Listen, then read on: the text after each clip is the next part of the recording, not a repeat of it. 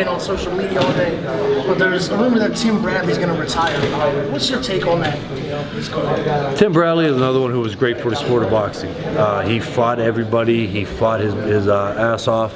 And, you know, if he wants to retire, I think maybe even a couple of fights ago could have, you know, he had nothing else to give to anybody. You know, he didn't owe anybody anything in the sport of boxing.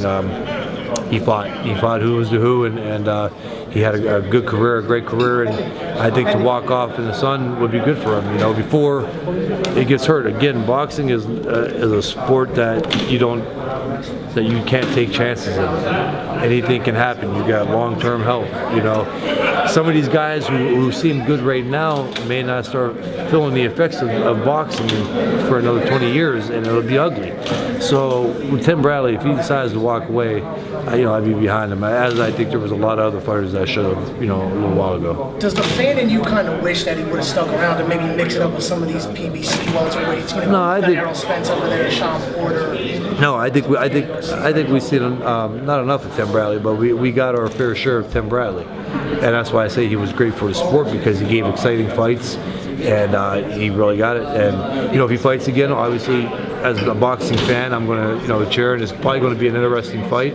But if he walks away, then God bless him, and I hope that he enjoys his life after boxing. And I would not be mad one bit, and I would not question him or his reasonings for retiring. So you understand the decision as to why Bradley may retire? If you just don't have it anymore, if you just don't feel like it's there, or he may be concerned, like I said, how many fights is enough?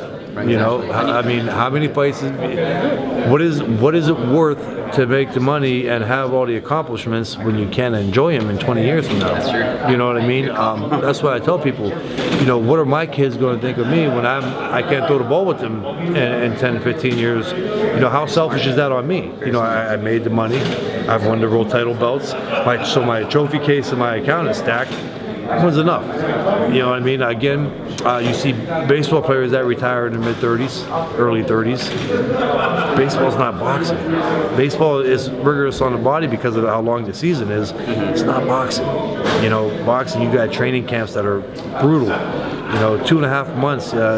How many rounds of you know, sparring sessions are worse than fights? They're called gym wars. You know, how many gym wars are out there? Ellie, you've been around gyms. I'm sure you've seen some. Every day. So you know, yeah, people see the glamorous part, and that's the fights, but they don't see behind the scenes either. And again, that's why I'm saying, if somebody who's been pro longer than 8, 10, 9, 10, 11 years, and they want to hang them up, you know, you got to respect their wishes, and you can't make assumptions and why you think they did it. That's kind of ignorant, and a lot of boxing fans do that. In your opinion, who's the best fighter you ever shared the ring with? And you know, again, you got guys. Jermaine Taylor, natural ability. You have to put him in there, and of course, because I beat him, he was not that good. You know what I mean? That's the way it goes. But obviously, you know, Bernard Hopkins was. I mean, he fought how many years after I fought him? You know, that's going on 10 years ago almost that I fought Bernard Hopkins. Sergio Martinez was a talented fighter, but you know, guys like Miranda who could hit. You know, Miranda was the most feared fighter in boxing before I fought him. Nobody wanted him, and I fought him. So you know, those guys right there, obviously. Again, those were the bigger guys that I fought too. I saw your fight not too long